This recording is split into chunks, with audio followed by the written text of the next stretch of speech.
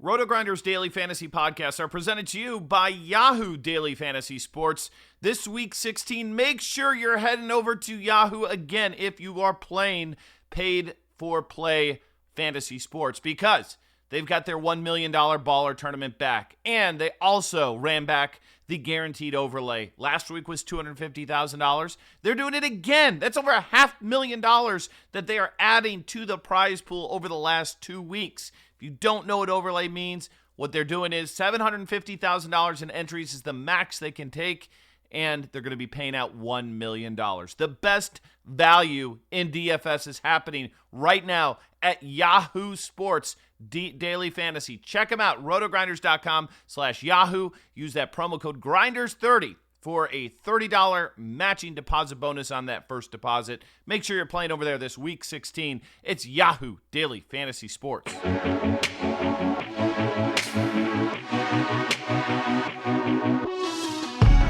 What's going on, guys? Welcome back. As promised, we're back with part 2 of the DFS OGs podcast right here on RotoGrinders.com, breaking down the rest of the Week 16 games with my boys, my fellow OGs, Notorious and Chopper. I am here.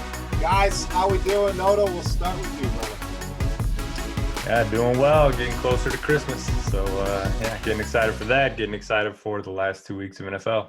Speaking of Christmas, let's bring in old Santa Chop. I know this is your favorite time of the year, buddy. How we doing? Love me some holidays. Doing well. All winding down. It's a really good mix of sports going on right now. We got NBA every night. You know, the way they've laid out the college game, every Saturday from here till New Year's is at least 4 or 5 college football games, and then we got our NFL too. It's really good. It's a really good sports time of year. Yeah, for sure. I mean, the playoffs are coming to a conclusion here. A lot of teams still alive for the playoffs. I know a lot of people season-long fantasy championships are this week. Like you said, college, we get that Christmas Day NBA set schedule.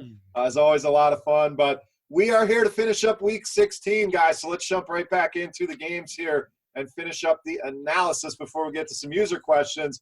We'll get started with Minnesota and Detroit. So one team with a lot to play for, one team that may be playing for a coach that might be one and out. Some whispers here.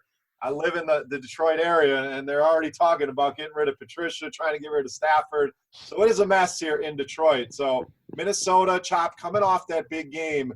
Do they do it here again? Because we've seen them struggle on the road. Or is the confidence building? Do we just go back to Minnesota here? And is it Cook? Is it the passing game? Or do you have any hesitations against the Lions? I have some hesitation against trying to pound into the Detroit defensive line. They've been a lot better since they made the trade to acquire Harrison. So a little bit of trepidation, but Dalvin Cook looked really good last week. I'm sure he'll be fine. I think my biggest takeaway here is I'm going to be all over the Kirk Cousins to one of his receivers train this week. I think that the best thing that could have happened last week was the big game from Cook, and now the play action is going to open up even more this week against a weak Detroit secondary. So I'll take a look at the cornerback matchups here as the weeks roll in and try to pinpoint the best matchup out there. But, I don't even think that matters. I just think you get Thielen and Diggs and you flip a coin. One of them is going to have a big game. One of them is going to have an average to decent game. So I want to pair up Cousins with that guy because I think the big Cook game actually does more for the play action this week. So that's where I'm going for the Minnesota side. On the other side, I like that Galladay had a big game last week against a very tough cornerback, but I would not want to play him this week against Xavier Rhodes in this defense. He is the only form of offense they have. I think Minnesota's smart enough to take him away, so I'm going to assume that they give him the full treatment right here, and he's not going to be able to get loose. So I have no interest in Detroit. Yeah, same. I mean, Galladay's been an intriguing question for me every week. You know, the one point is he's going to get a lot of targets. He's the only guy in the offense. The other part is he's the only guy in the offense. He's the only guy you got to worry about. So, had that big game against Buffalo. Unfortunately, didn't have a lot of exposure here. Derek, what do we do with him here against Minnesota? I think I'm with Chop in more avoiding him than going back to the well here in Kenny Galladay. Yeah, maybe I can persuade you guys a little bit. So last week against the Bills, Galladay ran half his routes in the slot to try to get him away from Tre'Davious White. I got to think they're going to do that again to get him away from Xavier Rhodes, especially if Bruce Ellington ends up being out. So if that's the case, I will take some shots on Galladay. I like him a little bit more than you two, but that's pretty much the only guy that I want to target on Detroit. Zach Zenner kind of led the way in the backfield, but I don't really want to target him against the Vikings here. And then for Minnesota, their new offensive coordinator, he split the slot routes between Diggs and Thielen, so that's kind of interesting. Makes me kind of like Diggs a little bit more in this matchup, even though Slay's going to be on the outside. He might be able to avoid him for quite a few snaps in this one. I think Thielen's fine as well. I agree with Chop in that I think it's a good week to hop off of Dalvin Cook. It's not that he can't have a big game, but Detroit's been a lot better against the run since they got Snacks Harrison. And, yeah, there's just a lot of running backs, especially right at that price point. You pay $400 more to get Nick Chubb at home in a better matchup. So I'm leaning towards this passing game as well, and then don't mind bringing it back with Galladay. Yeah, I think Cook will be popular. When you look over on Yahoo, his price actually came down, and that's them pricing the matchup. Like you guys said, Detroit, season-wise, the numbers look bad against the run, but they're a top 5 defense against the run since the trade. So I agree. Dalvin Cook was a guy I had a ton of exposure to last week. This week, not as excited. Plus, Latavius Murray much got as many carries as he did. So it's a split backfield. I'm more on the passing game here, Cousins, Thielen, and Diggs. All right, moving on to our next game. We have New England at home as massive favorites here against the Buffalo Bills. The Bills played tight with Detroit there. New England, not so much. It was a game that was my biggest mistake last week, was I was overexposed to that Pittsburgh-New England game, just didn't get points. Derek, do we go back to New England here? Do we worry about the blowout? How do we handle this one? The other question, Josh Allen just keeps getting it done. Do we go back to that well this week? Yeah, I think you can go right back to him. Over the last 4 weeks, he's the number 1 fantasy quarterback in the NFL, which is pretty crazy. Last week, he got it done without, doing too much rushing. Only had 16 rushing yards, but he did find the end zone. It's a game where they're going to be trailing, so he's going to be airing it out quite a bit. So at his price point, I think he's one of the top quarterback plays of the week. He'll probably be popular, but I don't mind going to him. The running backs are pretty much all hurt. They got McCoy, Ivory, Murphy, all questionable. Just going to be a wait-and-see approach there. If Keith Ford ends up being, the workhorse back, then you can maybe look at him. But for now, just take a wait-and-see approach there. Robert Foster has been really good over the last couple of weeks, back-to-back 100-yard games. I think the Patriots will probably try to, stop him a little bit. If that's the case, then maybe opens things up for Zay Jones, underneath a little bit. But yeah, I think Buffalo's actually pretty interesting in this spot. And then for the Patriots, after they had that 60-yard bomb to Hogan, I thought, this is going to be a great game. It's going to be a shootout 40-40. And then both teams just started running the ball. Pittsburgh and New England, that was very frustrating to watch. But I think you can go back to your usual guys here. I don't mind Edelman, but he's kind of priced up a little bit. Gordon in tournaments, Gronk in tournaments, they're fine. But for the most part, I think this is just one of those games where the Patriots – sort of split the work between all their running backs and split the work between their pass catchers as well. So not as high on New England as I am on Buffalo. Yeah, it's always a frustrating situation. We know they're going to put up points, but as big favorites, Chop, it's really hard to identify a Patriot that you can get aboard with. So anyone that stands out here for you for New England, and then the Buffalo side, Josh Allen, yes or no? No on Josh Allen, no on the Buffalo side. Robert Foster was my saving grace last week. He was with all the terrible wide receiver performances, to end up on that guy is the thing that bailed me out of a lot of contests. So, but I can't go back there this week. Now this is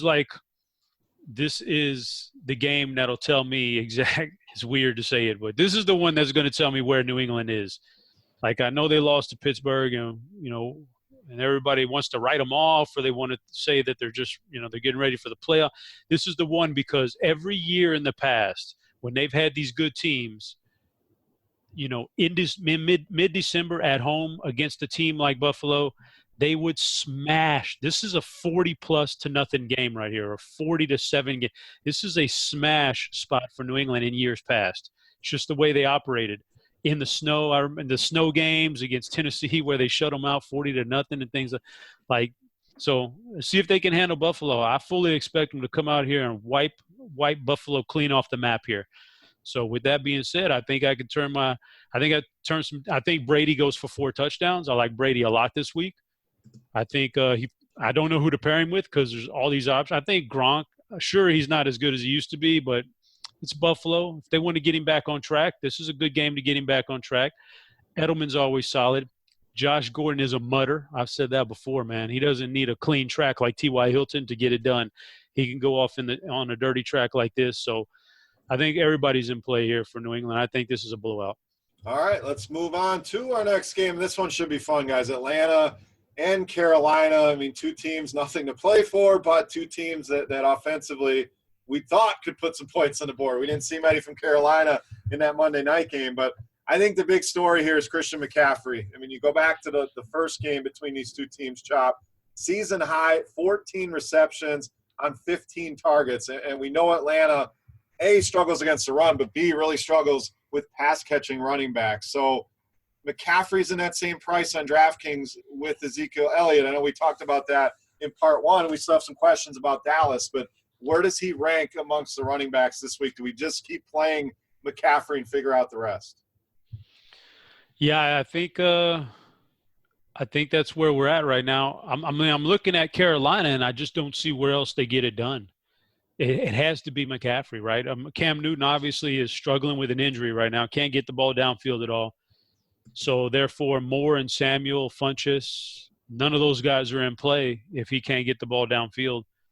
He's got to dump it off to McCaffrey, the sole focus on this team. And it's so tough to, come out and defend those running backs out of the backfield the way he operates. So I don't think there's a game plan you're going to implement in Atlanta in 3 days of practice this week that's going to magically shut down McCaffrey. So definitely let me jump in here real quick. Okay. Let's just, for pretend's sake, we don't know this, but let's say they shut down Cam Newton.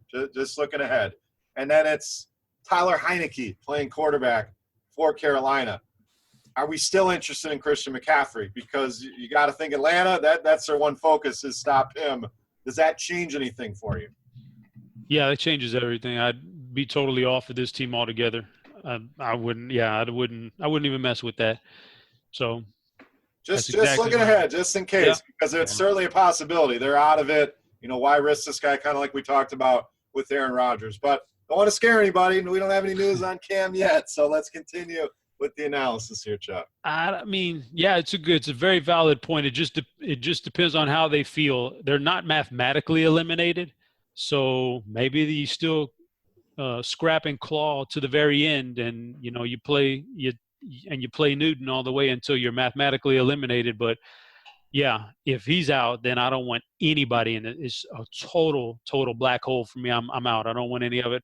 On the flip side, Atlanta, those guys are fine. So Tevin Coleman's going to get a bigger workload. This isn't the ideal matchup, so I don't know if maybe people chase. So I'm interested to see the ownership projected numbers on Coleman, because if he's too high, I can certainly fade him on the road against a fairly tough run defense.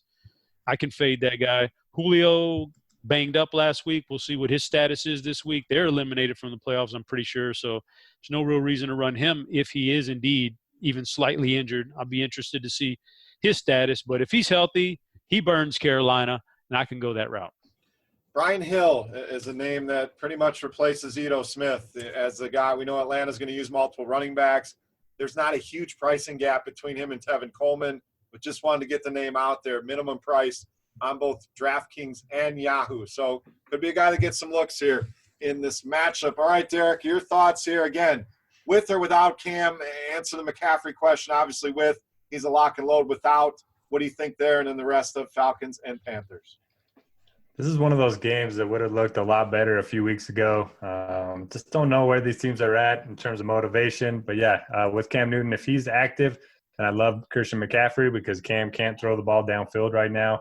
He was leaving 15-yard passes 5 yards short, just not even getting close. He looks like a little kid when he throws a football. His whole upper body's just moving and his head snapping, and it looks so strange. He just has no arm strength right now. So, yeah, if he's active, then McCaffrey's going to see a ton of targets because he can't really throw it to anyone downfield right now. So I do like C-Mac in that scenario. If Cam's out, then I agree with you guys. Just fade the entire Panthers team completely. And it's worth noting that Atlanta's been a little bit better defensively.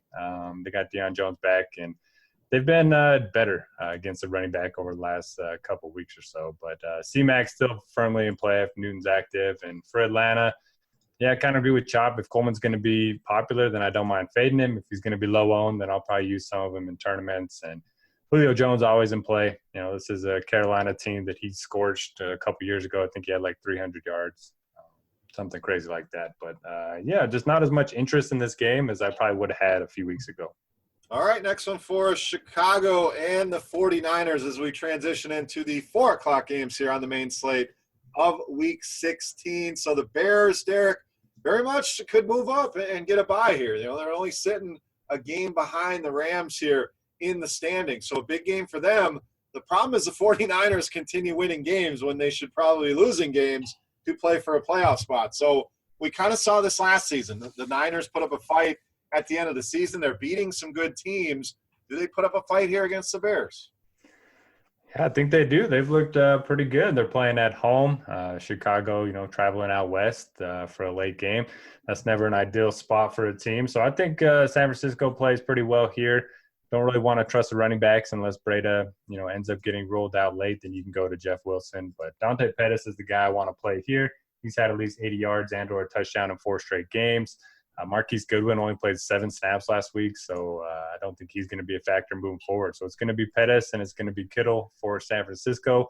Even though it's a tough matchup, I think you can play these guys. I mean, they've played well in tough matchups the last couple of weeks. And then for Chicago, I hate to say it, but they're kind of Patriot-esque right now in that they're probably going to score a lot of points, but I just don't really know who to target from this team. When I want to play Cohen, Howard ends up having a big game, scores the touchdowns, and all their receivers are just getting such limited workloads that I don't feel great about any of them.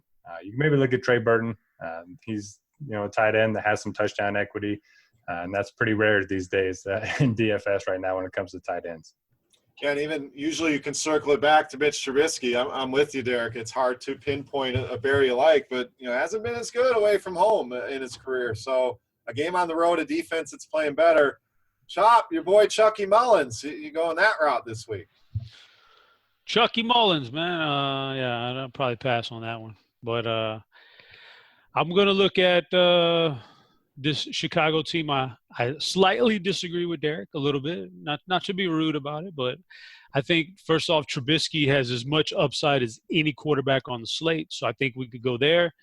And I disagree with the production part of it. Jordan Howard sneaks into the end zone, and the last couple of weeks haven't been bad for him. But man, Tariq Cohen is the guy you want. Like he's the number one weapon in his offense, and I think you can pair him with Trubisky, and that's his favorite target. Period. So I'm looking at Chicago on the road, and this is going to be a more competitive game because it is on the road like that. So I think Cohen's one of my favorite running backs this week. He usually is, but this really shaping up well for him this week. So I like that aspect. On the flip side, there's going to be Pettis love this week, and it's deservedly so from what he's done, and the price tag really isn't going to rise that much, so that's good, and George Kittle's fine, but Chicago Bears defense is tough enough. I don't think I'm going to have too much exposure to any of it. Just a note on Yahoo, Tariq Cohen is cheaper than Jordan Howard. I know it's only half-point PPR over there, but Howard, $22, Cohen, just $19 on Yahoo. So I think there's plenty of room on that bone over there. So a nice value play for you. I agree on that one. All right, next game, the struggling Rams, Chop, going to Arizona. Now they're 15.5-point favorites here. So the big question is what's going on with this team? What? I know Gurley's hurt. That's kind of affected things here, but are you concerned with the Rams enough to not utilize them here? You got the struggles, you got the big spread. Or do you think this is one where they just go off to get prepared for the playoffs and just light up the Cardinals? It's going to be interesting to see the status of Gurley on Sunday afternoon.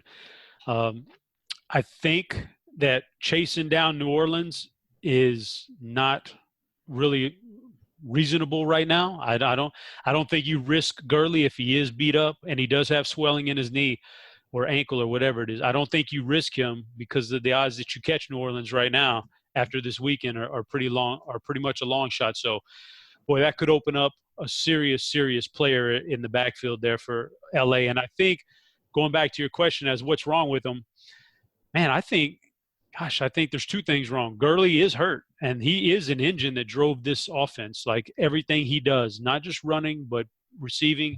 If you can't do those things, and by the end of that game on Sunday night, he looked terrible. Like he couldn't even get out of bounds on the most crucial play of the game. He couldn't get out of bounds to stop the clock, and it really looked like a struggle for him. I think he's hurt, and then also the Cooper Kupp injury was a big, big issue for Goff, losing that security blanket like that. So those are big things. But I think it's corrected. If you rest Gurley and you get him healthy for the playoffs, I think you could still make noise in the playoffs. I still think you're one of the top 2 teams in the conference. So, but I think they'll bounce back big time in this game. I expect them to roll. If Gurley is out, then I'll play his backup. But I'll also have a lot more exposure to Woods and Cooks because I think it becomes more of a passing game. And if Gurley is in there, I could take a shot on Gurley, but I still think Robert Woods is a way to go here in this game. That's just Woods and Cooks, but I think I lean Woods. And on the flip side, Arizona, Josh Roser's just not that good right now. David Johnson is probably going to get shut down in the middle by Aaron Donald and the boys, so I don't have much interest in that offense. Yeah, looking at John Kelly, 4K on DraftKings, so they have him priced up a little bit, but minimum price on Yahoo. I would expect him to get the majority of the work there. In Arizona, we know, gives up a ton of yards on the ground. So keep an eye on that one. I would think we would get news in advance of the Sunday slate, but being a 4 o'clock game, maybe not. So big domino still to fall. Derek, your thoughts? Same questions. Are we excited about the Rams? Are we worried about them because of the blowout factor here and the way they're playing? How are you handling the Rams here? I know Gurley's a big question mark, but what do we do with this team? Yeah, if Gurley's out, you obviously play John Kelly at that price point. If Gurley's active, he's a full fade for me. They do need to win this game. They probably can't catch the Saints because they don't have the tiebreaker there, but they don't have the tiebreaker against the Bears either. And if they lose another game, then the Bears will end up getting the bye in the first round. So they do still have something to play for. So if you want to use that argument to play Gurley, you can. But, yeah, I don't think they need to push him in a game where they're favored by 14 points. Agree with Chop. I think it's a Robert Woods week. Brandon Cooks could get shadowed by Patrick Peterson. I know he's faster than Peterson, but I do still prefer Woods. He's just one of those corners that I just don't target receivers against. Burned me a little bit last week with Julio, but, Peterson's just awesome. So I'm not going to go down that well. And then Arizona, you don't play anyone from them really at this point in the season. You play the defense that they're facing. Josh Rosen just continues to give up big games to the opposing team. So I wish I would have played more Falcons defense last week, but won't be making that mistake again. I'll be on the Rams defense in this one. All right, last game here on the main slate. We got the team we keep talking about, New Orleans leading the NFC. And a quick look ahead for these teams. Chicago goes to Minnesota next week. The Rams they're home against San Francisco, and New Orleans is home against Carolina. But this week, they're home against Pittsburgh. And I keep mentioning Pittsburgh as a team, Derek, that I thought would score 30-some points against New England. We just didn't get it. Now going to the Dome, the only 50-plus point total that we have on this main slate, I expect this to be a very popular game, the game everybody wants to stack. So how do we handle this one? Do we just stack it up and differentiate elsewhere? What's your plan for Steelers and Saints? Yeah, the Steelers and Saints offenses have both underwhelmed the last 2 weeks, but now we got in New Orleans, so you got to think Drew Brees is going to put up some points at home in the Dome, and then obviously you got to think that Pittsburgh is rolling a little bit here. So I will be stacking this game. It burned me a little bit last week with the Steelers and Patriots, but don't mind going right back to the well. I think Ben's pretty much a lock for that 300-yard bonus. As far as the running backs go, even if Connor's out, I'm not sure I want to pay $6,700 for Samuels. They ran a bunch of different formations where they would just split out the Patriots wide, and Samuels didn't even see the field on a couple of the drives in a row for the Steelers. So even though he's had a couple of nice games in a row, and even though he's a really good pass-catching running back, I just think he doesn't quite match up with some of those other workhorse backs this week. Love Kamara, like always. I think his price is a little too cheap for what he brings to the table. It's a game that should probably stay close. And Ingram, most of his production has come in blowouts, so definitely lean Kamara over Ingram in this one. And Michael Thomas just hasn't been seeing the workload that we want him to. He's had less than 10 targets in 5 of his last 6 games. That doesn't mean that's going to happen moving forward, but I just think they spread it around so much that I don't want to pay a premium for him. Would much rather go on the other side of the ball and take a shot on Antonio or Juju, who are in pretty good bounce-back spots against the Saints, who are dead last in fantasy points allowed to receivers this season. So real quick on Samuels, DraftKings moved him up. He's top 10 price running back on the week. But if you're over on FanDuel or Yahoo Chop, Same price as LeGarrette Blount, Jamal Williams, Alfred Blue, Naheem Hines. He's cheaper than Rashad Penny, Frank Gore, LaShawn McCoy, Damian Williams. So I think there's still value left on him on Yahoo at just $14. His price went down from last week. So feels like a free square over there. I expect him to be popular on Yahoo. But what do you do with him on DraftKings? I think that's the big question. I'm not playing him on DraftKings. I agree with a lot of the things that that Derek said. In fact, I fail to believe that he's going to put up a Christian McCaffrey type receiving performance. He could, and I certainly don't think he's going to throw for a touchdown like McCaffrey did against the Saints. The point being, the Saints are really tough against running backs at times, and if they could put a bottle on Christian McCaffrey, they can certainly do the same to Jalen Samuels. So even on Yahoo where he's cheap, I can definitely fade him. And in fact, the 10 teams I go and I run out over there, I'll be, well under the field, depending on what the field is, but I'll be well under the field regardless. I'm not a huge Samuels fan this week. I think it's like Derek said, I'm all over Antonio and Juju this week. I think they're in for huge games here. So the thing is this is almost like a mirror image of last week where all the games are just kind of mundane, nothing too sexy. And then all of a sudden the late afternoon hammer, the last game on the board, is this big. Last week it was Steelers and Patriots and everybody loaded up on it. This week it's Saints and Steelers and everybody's going to load up on it. So, it's a blueprint. Last week was kind of like a blueprint for this week. What people did is what they're going to do again. So it's going to be interesting from that perspective. But I can fade Samuels. I like the passing game for Pittsburgh, the other pieces of it. New Orleans, this is it, man. This is the get-right spot. All these guys are in play for me. I love Michael Thomas, love Kamara, love Breeze. This is one of those games where they're back at home. They've been struggling on offense, but I think a lot of it is a product of going on the road and Drew Brees just not being as good on the road. I think they really get on track here, and I see them putting up a big number here. All right, let's move on to Sunday Night Football. Remember, not available on DraftKings, but on Yahoo, this game is available in their main slate. So don't forget about that one when you're doing your research. I think there's an edge to be had there where people won't think about this one. But one of the highest totals on the week here, Kansas City going to Seattle, Chop 53.5. We have a very close spread in this game. So Patrick Mahomes, let's start there. Same price range as Roethlisberger, as Breeze on Yahoo. What do we do? Do we just keep playing Patrick Mahomes, or do you prefer those other guys in the dome? This week I kind of prefer those other guys in the dome, and I still think he has a chance to crush it like always. But this is a much better real life game than it is a fantasy game to me.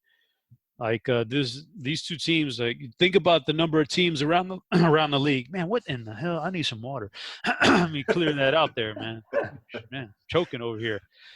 Like think about the number of teams that are out there that are going to be watching this game at night with something riding on it. Like playoff teams in the NFC hoping Seattle loses. Teams in the AFC hoping Kansas City folds because they can either get the division, San Diego, or home field advantage throughout the AFC. Like this is such an important game. But as far as fantasy, it's just not super interesting, at least from the Kansas City side.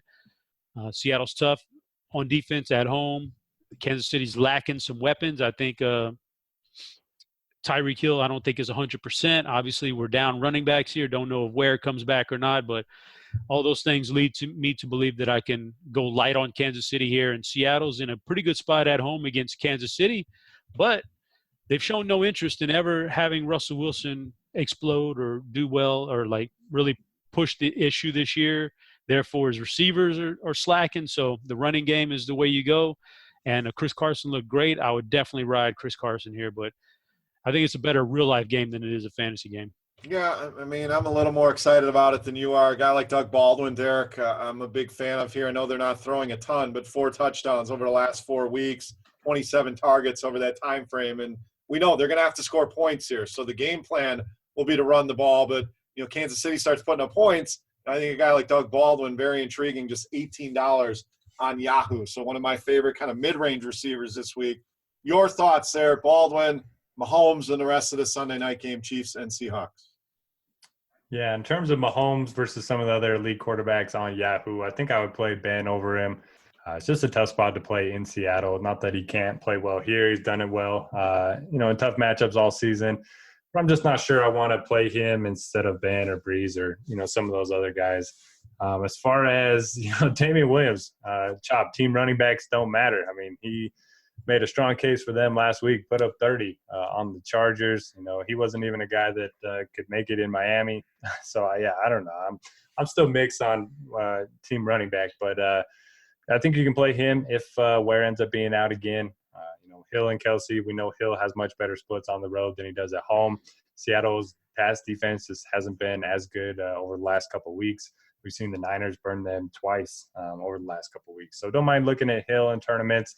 And then Seattle, the best case scenario for Russell Wilson in the passing game is if the Chiefs get out and build a big lead, then they can't really rely on that running game. So I do like Wilson to some of his pass catchers in tournaments. Carson's fine, but it's just a week where there's so many running backs that I want to play that I doubt I'll end up having any Chris Carson. All right, there you go. That'll wrap up the main slate on Yahoo analysis. We still have Monday Night Football. We don't have any pricing on DraftKings for this game, so we'll just talk about the game, some guys that we may like here.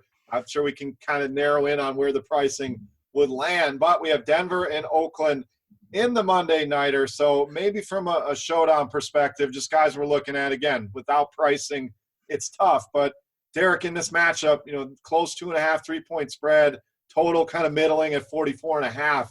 What do we get excited about here in this matchup? Is it going back to maybe a Phillip Lindsay? Does Oakland, put up some points here against this Denver defense? How do we handle Broncos and Raiders? Yeah, maybe it's a flaw in my strategy, but I haven't even considered a Raiders player since Martavis Bryant ended up putting up that goose egg like 5 or 6 weeks ago. I don't think I've even considered anybody from Oakland. But if you're playing the showdown, don't really have a choice. I'll have to look more into it as to who to play on Oakland. But for Denver, if you look at their target totals over the last 2 games with Manny Sanders out, Deshaun Hamilton, 21 targets, Tim Patrick, 18 targets, Cortland Sutton, 12 targets. So I'll play Hamilton and Patrick over Sutton. Sutton's a guy that's always more popular than the other two. And don't mind going back to Phillip Lindsay and, maybe pairing him up with the Broncos defense. All right, Mr. Showdown Slate, what do you got here, Monday Night Football? Okay, well, since Derek called me out on that one, I'd like to use this time to rebut. The floor is yours. And say that Case Keenum, perfect poster boy for quarterbacks don't really matter, right? I mean, last year, Minnesota leads them to 1 game within the Super Bowl, 67% completion percentage, 22-7 touchdown INT ratio, undrafted free agent out of University of Houston, I might add, Case Keenum. So what does that tell you about quarterbacks? Does it say that they don't matter? No, Derek. What it says is that it's all about the system. I've already been through this morning with Maddock on the Pittsburgh running back. It has nothing to do. It's the systems these guys are in, the coaching and the players around you. That's what really matters, right? So you could take a quarterback and put him in a great system. He could be an undrafted quarterback who's just very average. He could look great under the right coaching. Same thing for running backs. It's a great system in Pittsburgh for running backs. But you can't discredit these guys and say that none of them matter, that they're all equals. They're not equals. Like, it's the whole Aaron Jones point. Aaron Jones is clearly a better running back than Jamal Williams, correct? That's why we say free Aaron Jones, because he's better. So if you acknowledge that a guy's better, then that guy's more likely to help your team win. Ultimately, it doesn't mean that these guys can't all produce the same stats in the same system, because it's a friendly system with good coaching. But Case Keenum's a very average quarterback who had a great year last year. Now he's struggling under a bad coach with bad players around him. The coaching and all that stuff means so much more than actually trying to figure out using those stats and trying to figure out if running backs don't matter or do matter. That would be my point. That's been my point all along, right? I just coaching matters more than anything else. But anyway, this game is interesting. It's the exact opposite of the Sunday night game. This has zero meaning to anybody in the world except for maybe the most diehard Bronco and Raiders fans. But we got to eat it on Monday night, and we're gonna use DFS for it. So, and to me, this is a very interesting DFS game. I keep waiting for Sutton to break out, but maybe he's just not gonna break out. Maybe he is who he is. Maybe everybody really overvalued him as he was the third stringer. behind Demarius and Emmanuel, and nobody really cared about him. So he was getting some easy targets, and he made a few targets count. Maybe that's who he really is. Maybe he's not really the workhorse that everybody wanted him to be. So I'm going to go there again, but he may not be that guy. Philip Lindsay's fine. This is definitely a good matchup for him. Maybe this is the week Lacoste catches a pass. Not sure. Not going to bet my life savings on it because he guy kind of sucks too. But and then for the Oakland side, I really can't see myself pushing the issue with like Jordy Nelson's. I'm more likely to play a Marcel Aitman and hope I can strike lightning in the bottle with that. So it's an interesting fantasy game. It's thank God you have DFS. Otherwise, it'd get the lowest ratings of all time. Damn you, Matt Lacoste. I've sunk more money into that freaking run than geez, I keep trying. Tight end is just a wasteland, man. Oh, he had 4 catches last week. Yeah, big deal. Didn't help me much. He was probably the number 2 tight end of the week. Probably. It was bad for tight ends as it's been all season long. So that'll wrap up the game analysis, guys. We'll answer some user questions. And Chop, I know you got a few questions. We'll get to that after these, and then we'll get out of here for week 16. So Aaron on Twitter wants to know, since the wives don't listen to your show, and I think that applies to 2/3 of the show here, what are you buying them for Christmas? So, Derek, you better be careful here because your wife might tune in.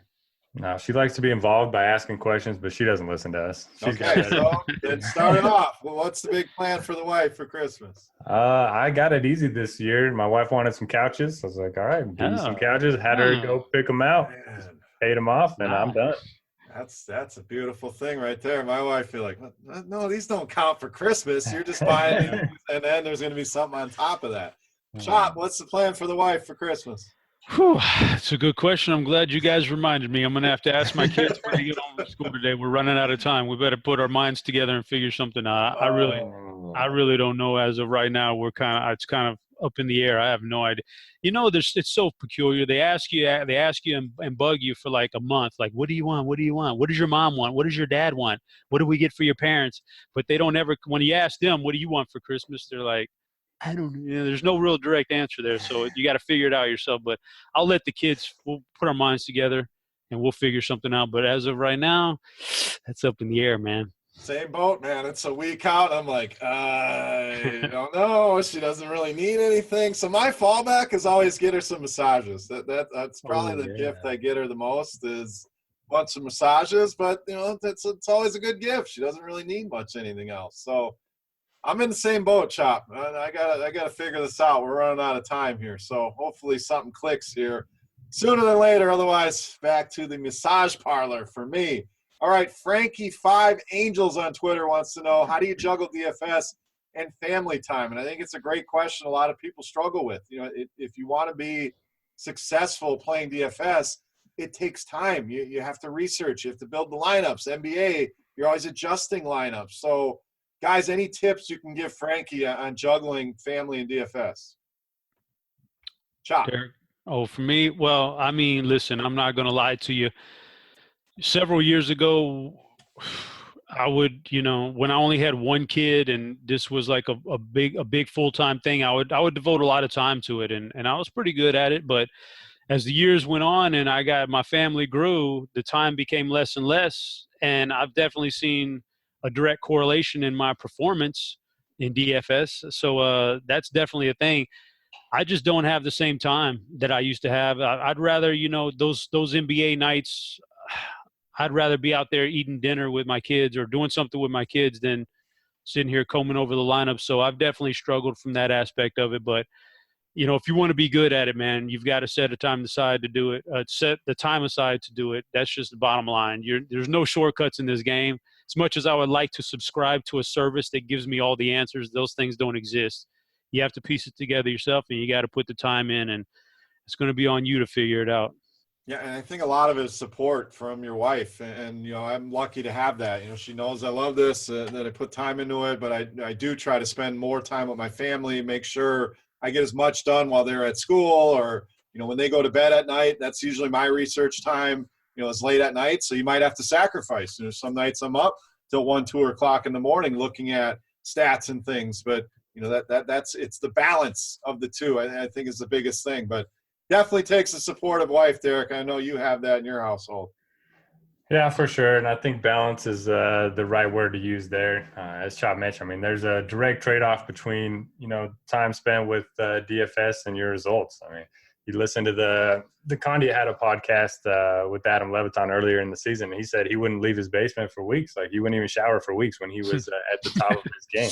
Like, but it's true. If you want to be the best at something, then, you can't really make time for anything else. And so it really just comes down to what matters to you. And, for me, the important things in life are my family. So you got to make a balance and, you got to figure out what works for you. There's always time for a shower. I mean, let's be honest. For sure. He's going overboard with that one. Yeah, I mean, he was great at his pinnacle, no doubt, but I'm showering every day. I don't give a damn. That's going to the top of the list. So. All right, Derek, your wife threw in some questions, so it's a 4-parter here. So first one, you get a hall pass. Now she says, who's your go-to guy or girl? We're all going girls here, but no repercussions. Who's the hall pass? Derek, you get to start. Yeah, so the best response to that question, question number somebody AP DFS responded, that's a trap. Don't answer number one. But yeah, she knows my favorites. I think my hall pass would probably be Mila Kunis. Oh, all right. Look at you, man. Like it. I like it. You guys could drink some champagne and have a good time. Chop, what you got? Hall pass. Yeah. Well, she's definitely up on my list, Mila Kunis. So yeah, she was definitely up on there. But if I did have the hall pass, and if that was possible, I'd probably so many options. I mean, how do you even narrow it down? It's like narrowing down to a good running back in week 16. There's so many options, but I've always had a thing for Shakira, man. Shakira, when she was in her prime there, I don't know what she looks like these days. Don't want to, go too overboard there, because I don't know. She may have pulled one of those things where she got like instantly 20 years older overnight, but she used to be super smoking. So Shakira was always like my crush here for the past decade or so. All right, I'm going to spend a day in the life of Justin Verlander and hang out with old Kate Upton for a day. That would definitely be my hall pass. You're doing some wife swapping with Verlander.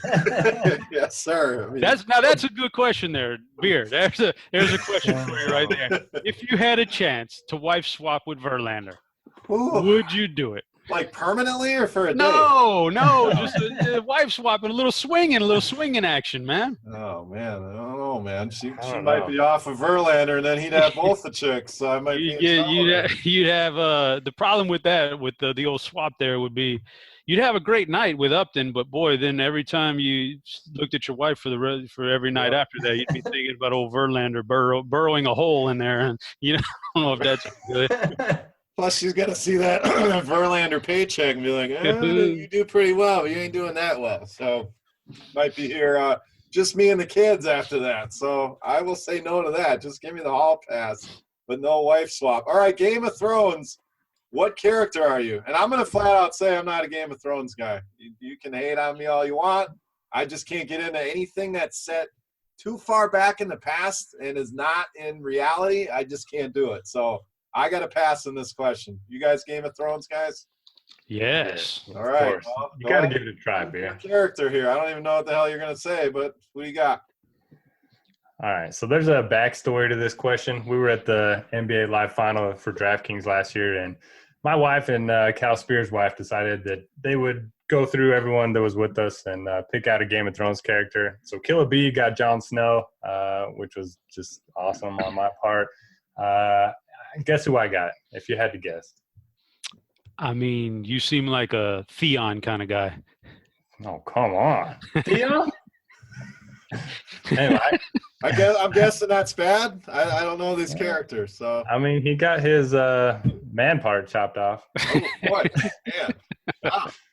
You're cutting off. I mean, he threw the question out like it was a trick question, so I thought it was a trick question. So it was close to being that bad. I got Brienne of Tarth for some reason. Oh, that's terrible.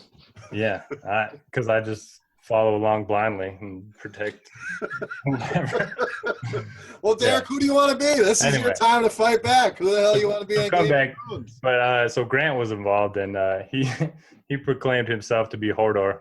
So I thought that was pretty good. But yeah, if I had to choose, I guess I'd choose Jon Snow, even though I don't have many of his character traits, I would say. There you go. Chop, who are you in Game of Thrones? I mean, I would like to be a little Jon Snow. That's pretty obvious. I could even live with being Khal Drogo because that was a pretty tough character when he was still alive. But I'm more likely to resemble Jaime Lannister because those first couple of seasons, he was the big badass. I was a pretty big boy in DFS for a while. But boy, they came along and they cut off his hand, and now he's just a little, he's just a nobody. And so that's kind of like my career trajectory there. So that's a good answer. I'll go with Jaime Lannister. Again, I can't answer the question. So give me a character. Who am I? Derek, who's the guy with the scar on his face that protect? The dog. No, is it the Hound? Isn't it the Hound? There you go. Yeah, he's the Bear's like the Hound, just this big old 7-foot dude who just swings a sword, doesn't say a whole lot, but yeah, I could see Bear being the Hound. I can handle that, no doubt. All right, third part: liquor or beer? Can only choose one forever. Derek. Beer for me. I'm not a big liquor fan as I get older. Chop. This is a no-brainer. It's beer. I've had some bad encounters with liquor, and I don't ever want to go through that again. Yeah, my damn name is beer. I'm obviously choosing beer. Liquor can get me in trouble when we get into the bottle. So I'll stick with the beer. Do you also want to know why our Packers are, quote, shit? The Bears, really, they're just bad. I don't have any answers for you. Bad coaching. Rodgers doesn't seem to really care much, so that's all I got there. All right, our question we tend to get every week, favorite Christmas movie and why? Have you guys watched Die Hard yet? No. I'm going to guess no from the silence there. So No Die Hard yet. We'll rehash the question here. Your favorite Christmas movie and why?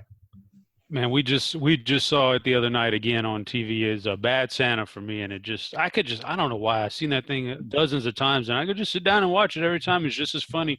I sit there because if there's a different person next to me on the couch when it's on, I got to give them the play-by-play too. Did you hear what he just said? Did you hear what he just said? That was hilarious. I do it every break. Yeah, exactly. Every time. It's a great movie. Bad Santa, man. Yeah, I still haven't seen the second part, and I'm a big fan of the first one. So was the second one as good as the first one? There's most of the those sequels aren't as good, and it's not as good, but it's definitely still entertaining for sure. It's still funny, but obviously can't expect it to be as good as part one. I mean, I'm torn here. I love some Christmas Vacation. I love Elf. I watch the hell out of some Elf when that comes on USA seemingly every day. So I'll say those two. Derek, you got a favorite Christmas movie? Yeah, Christmas Vacation is probably my favorite all time, but the newer ones, I like The Night Before with Seth Rogen, and then The Office Christmas Party is pretty good too.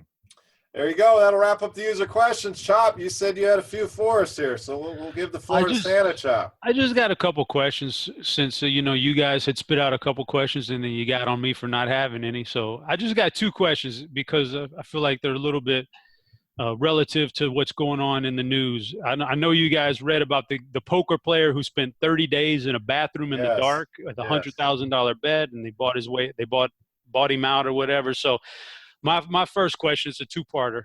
My first part would be, if you had to do the 30 days in a bathroom, which DFS personality would you be able to stand in there for those 30 days with you? Which is the guy you would choose to go in with you? You can't name either one of us either, it has to be somebody outside of this outside the OGs. Yeah, that'd be too much of a cop-out. So let's start with Derek. Which guy out there in the DFS world could you stand to be locked in that bathroom with for 30 days in the dark? Oh, man, I think I guess I'd have to go Birdwings. He's probably one of my better friends in the industry. He's not really a personality in terms of being a tout, but he's just really calm. Doesn't really, it seems like he'd be fine in there. Beer? I'm thinking here. Me and Dan do a lot of shows together, and we fight like a married couple. So I don't think I can last a day with Dan. So he's eliminated. I'm gonna steal your boyfriend, Chop. I'm a Big T, man. That dude cracks me up. I think he would keep the jokes flowing, and he would be entertaining. And he's a guy I could see he'd spending some time with and getting through those 30 days. So I'm gonna go with Tony, Big T. Very, very, very good choice. I'd go CSU Ram. He's a pretty positive guy. He'd probably keep you. That's true. He'd probably keep you pretty positive for the 30 days. And he seems pretty respectable of your territory too. Like some of these guys might get in there and start pissing all over the place or something like that. I think CSU would be pretty good about that. Would you take that challenge? There's no way. That's what I'm saying. No amount of money in the world. No, 30 days in the dark. That can't even be healthy for you, man. That's got to knock out 5 years off of your life. And not knowing the time or what day, you have no idea what's going. Like hell no, the mental anguish you go through it. There's no amount of money worth it for me. It lasted like 20 days, right? Yeah. They made an agreement or whatever. Yeah. That's nuts. Yeah. No So second part of that question would be which DFS personality.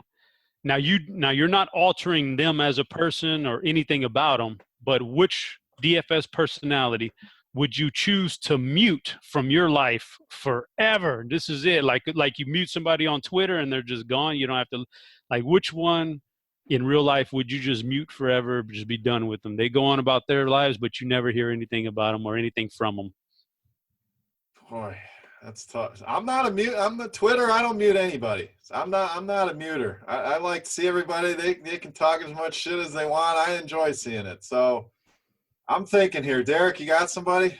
Derek's going to toe the party line and go down. Yeah, he is. You don't have anybody. You know I'm not one to, stir the pot here, but I'll take an easy answer. I'll go Crazy Gaby since, he's not in the industry anyway. I was never a big fan of that guy. Oh, that's borderline cop-out, Derek. That's borderline. Hey, because, it is an easy one. I think most people would mute Well, then I could say Fantasy Nomad, so that's okay. Oh, man, Nomad. That guy tried to cover me one-on-one at that basketball game, reeking of booze. He almost killed you. Everybody's getting free shots. This guy's up on me on the three-point line in my face. Let me have a free shot, man. Come on, dude. Yeah, that was terrible right there, man. I've never seen a clothesline in a basketball game. All right. I might have an answer. All right, what you got? So look, I love Tommy G's podcast, but if I can mute him from Twitter, not Tommy G. I mean, just the constant screaming with all caps. I mean, I can live with the screaming of these guys. I don't mind that, but it's the guys who come on with the over and over and over retweets of the winnings from your program or from your website. That's what I don't. If I could just mute screenshots of your subscribers, I would mute that from Twitter forever, but can't do it without muting the actual person. Especially when it's like a $4 win or something. I know there's people that play at different levels, and some people, they turned $1 into $4. They're excited about it, but do we really need to retweet that? I don't know who it was the other day that retweeted a $2 winning from their subscriber, and somebody got on them and said, "Is this real life? Like, is this real? You're really retweeting that? I'm glad you won, guy, but $2? Come on." Yeah, the screenshots do go a little far. Chop, you got somebody? Who are you muting? We got to turn the table on you. Who am I muting? There's a lot of candidates. I'd probably have to start with that list of running backs don't matters guys. So it'd be somebody on that list, but Davis Maddock would be the obvious choice, but I wouldn't want to mute him because he says too many entertaining things. So it'd have to be somebody that's not so much entertaining, but just thinks too highly of themselves and doesn't see my point of view. Not open-minded. So I'd go for somebody like Warren Sharp. Warren, he can go on about himself. He can do what he does, run his website, do his stuff, get on the coaches and call them out. But I probably wouldn't want to hear too much of that. If I went the rest of my life and didn't have to hear that again, I'd probably be fine with it. There you go. That's a good place to end it here for week 16. So thank you to everybody for the questions, for tuning in. Guys, any final thoughts here? Football, life, Christmas. What do we want to get out? It's probably our last show before the holiday that's landing on Tuesday. So we will have a Week 17 podcast. We will figure out when we're going to record that bad boy. But, guys, any final thoughts here before the holidays? Chop. Final thoughts is just, we won't talk to you again until after the holidays. So Merry Christmas to everybody. Be safe. Be careful. Treat each other right. We're going to get through DFS. We're going to get through these last 2 weeks. We're going to make some money. And regardless, we're still going to have a good life. So we're all blessed. Merry Christmas, guys. Absolutely. Couldn't say it better myself. Derek, final thoughts here. Week 16 of the OGs. And defenses don't matter. Running backs don't matter. Quarterbacks don't matter. The only thing that matters is DFS. So play some DFS. Have a good Christmas. And, catch you back here for week 17. Damn Santa Claus matters. So Merry Christmas to everybody out there. None of that other stuff matters. But same thing Chop said. Happy holidays to everybody out there. Have some fun with Daily. Good luck to everybody in their season-long championship games. Chop, you don't have to worry about that. But good luck in your consolation bracket there, good sir. And thank you, as always, for tuning in. For Notorious, for Head Chopper, I am Beer saying salut, guys. Best of luck this week. Happy holidays, Merry Christmas, and we'll be back for Week 17. We're out of here. All right. Good stuff, gentlemen. Cool. Just on time. Yep, same. I got to go get the kids. Merry Christmas to you guys. Yes, sir. We'll figure out recording. I'll see what they want to do, so I'll let you guys Sounds do it. good. All right. See ya.